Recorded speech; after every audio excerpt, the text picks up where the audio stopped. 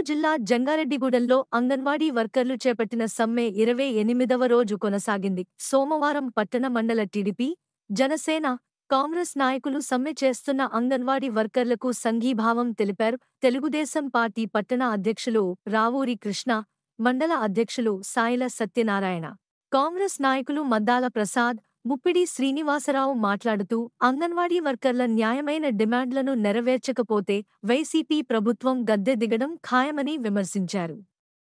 Anganwadi వర్కర్లపై YCP ప్రభుత్వం ESMA చట్టం ప్రయోగించడం దుర్మార్గమన్నారు.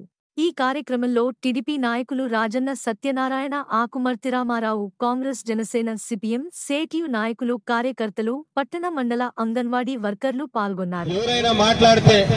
యాక్టర్ల మీద దాడి, డాక్టర్ల మీద దాడి, ఉపాధ్యాయుల మీద దాడి, ఉద్యోగుల మీద దాడి, నిరుద్యోగుల మీద దాడి, కార్మికుల మీద దాడి, కర్షకుల మీద దాడి, సామాన్యుల మీద దాడి, అడిగితే కేసులు, ప్రశ్నిస్తే అరెస్టులు.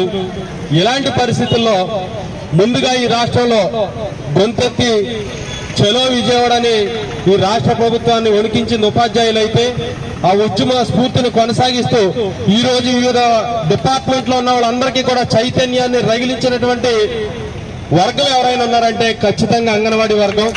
దానికి మీ అందరికీ కూడా మనస్ఫూర్తిగా అభినందన తెలియజేస్తున్నా. మీ నినాదం ఏదైతే ఉందో, బగబగమండే సూర్యుని చూడు, అంగన్వాడీ సత్తా చూడని ఏదైతే ఉందో, ఖచ్చితంగానే ఆ నినాదాన్ని అందరూ కూడా అందిపుచ్చుకుని ఈ రోజున మున్సిపల్ కార్మికులు, ఆశా వర్కర్లు, వాలంటీర్లు, వాళ్ళు లేదు వీళ్ళు లేదు, సమస్త జనం కూడా ప్రభుత్వం మీద తిరుగుబాటుతో ఉన్నారు.